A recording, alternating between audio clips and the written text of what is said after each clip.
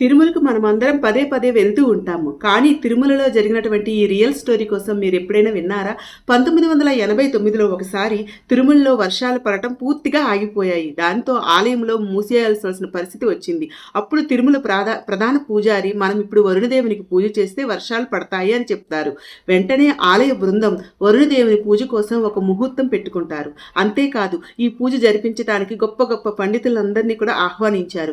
విచిత్రం ఏమిటంటే ఆ పండితులకు ఆటంకాలు ఎదురై ఆ రోజు తిరుమలకు చేరలేకపోయారు.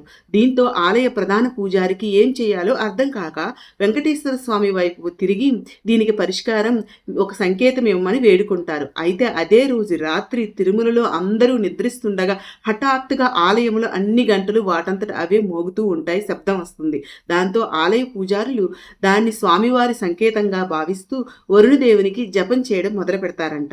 ఈ జపం 3 రోజులుగా కొనసాగుతుంది. కానీ ఒక చుక్క నీటి బిందువు కూడా పడలేదంట. దాంతో నిరాశ చెందినటువంటి పండితులు జపాన్ని ఆపేసి ఎవరింటికి వాళ్ళు వెళ్ళిపోతున్నప్పుడు విచిత్రంగా మేఘాలు లేకుండా తిరుమలలో భారీ వర్షం కురిసిందంట. చూసారండి? గోవిందా గోవిందా.